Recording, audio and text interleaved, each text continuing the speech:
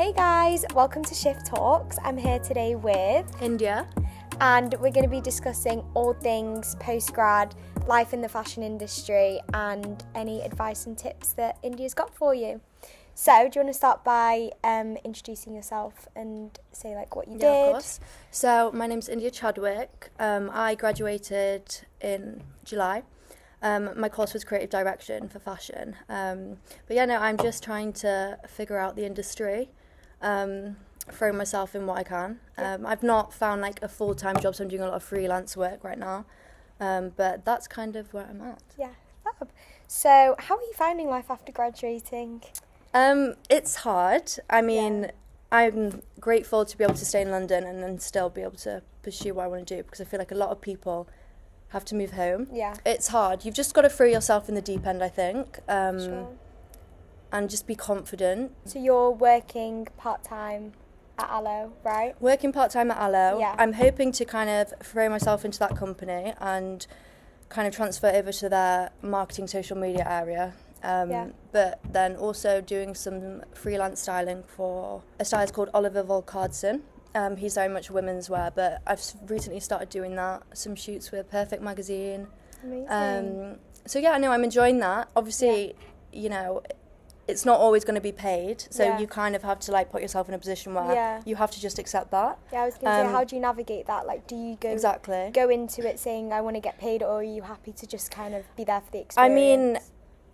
Right now, originally I was I'm happy to come in and do work for free, because those jobs will get you other jobs. You know, it's going to look good on your CV and it's going to give you connections, good networking. But now I'm kind of at a point where, because the hours are so long and you are doing a lot of work, you do have to come to some sort of agreement where are you going to start paying me? What are you going to be paying me? Rates and stuff.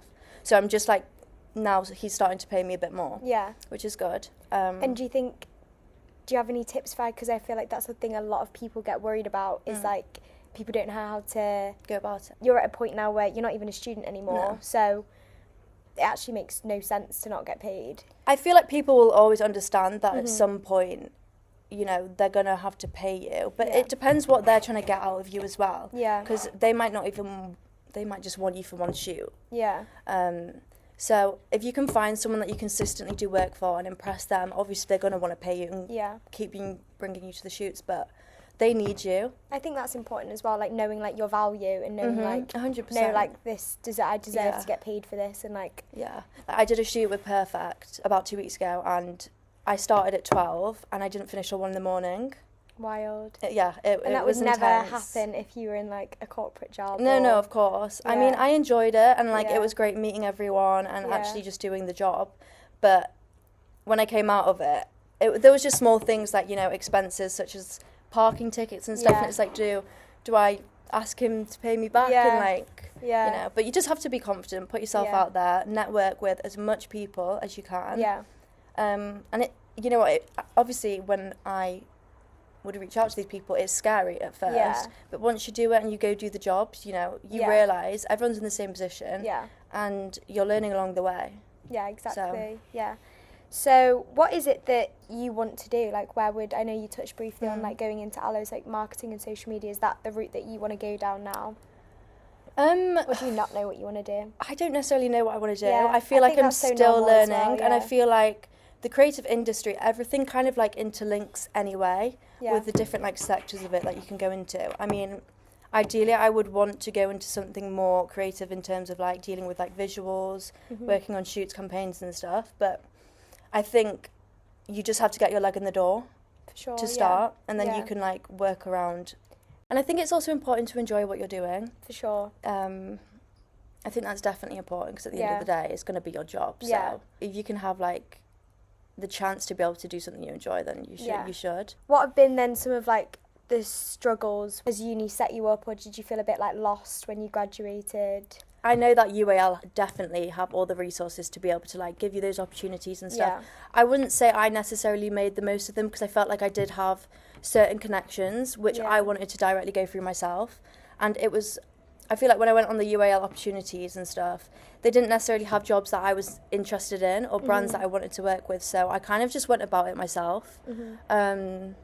But I would definitely say they do have the resources there. Yeah. I wasn't really ready to go into like a full-time job. Yeah, and I feel like if that's what like suits you, like I feel like when you're at uni and it's getting to like towards the end of the year and everyone's talking about, well, what are you doing after and what are you doing after? Yeah. And it can get so overwhelming and like she's applying for this and she's applying for that. Don't worry about what anyone else is doing. Yeah. When I left uni, I had no clue. Yeah. It's taken me a few weeks, well, we're in, nearly December. Yeah. It's taken me a few months to figure out what I'm doing and find these jobs, but you just have to keep applying. You have to apply for everything you can, and something will come about.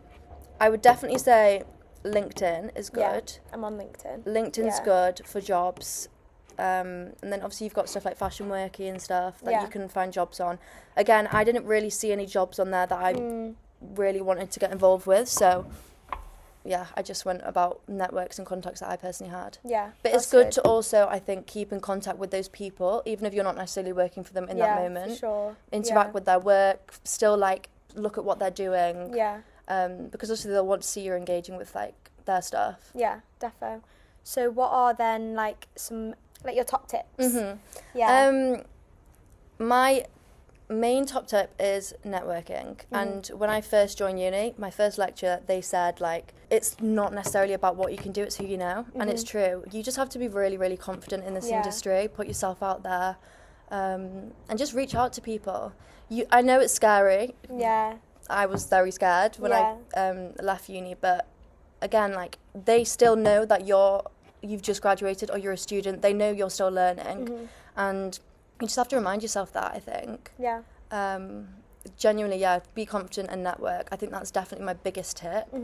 And make the most of all the resources at uni. Yeah. Make the most of what you have, because I definitely feel like I didn't. And I wish I had, because again, it's like free. You can create some great stuff in the studio. How do you like navigate the jobs that you're having to do at the minute, like styling and helping, like assisting? Like, have you got any like terror stories about people being like evil? You don't have to name you know names, what, the first shoot that I ever did with Oliver, and I'm not gonna I'm not gonna say any names or anything, but the girl that we were shooting, she was just really, really, really rude, very dismissive and sort of, I don't know, she was just really rude. She wasn't very nice to work with. And obviously you want to feel comfortable, because when you're styling, you know, you're like adjusting people's clothes, and like obviously trying to put outfits on them and stuff. So you want to feel comfortable around them. And if you don't, it's just a bit like you feel a bit, you know, but you just got to do it. It's your job at the end of the day. But don't take it personally. Yeah. Don't take it personally. You're going to meet people like that in the industry all the time, especially this industry. So don't take it personally. Yeah. Because I feel like I'd cry. Like, for sure, I'm such that type of person. Like, no, don't cry. People. You know what? It will probably get overwhelming sometimes, and you're going to be in situations where people probably will be rude to you, but probably because they're stressed as well. Yeah, exactly. Especially when you're working like under time constraints and stuff. But yeah, you're going to find people like that all the time, but not even just here, everywhere. Yeah. And you know what, the other people that are also experiencing and seeing maybe someone that you're working with act like that, they'll be thinking the same thing. You'll have a little giggle about it at the end. Yeah, it kind of brings everybody else together. Yeah. Oh, I love that. Well, that was literally all my questions. Yeah.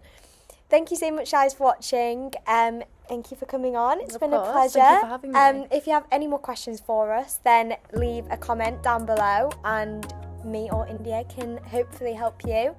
Thanks for watching, guys.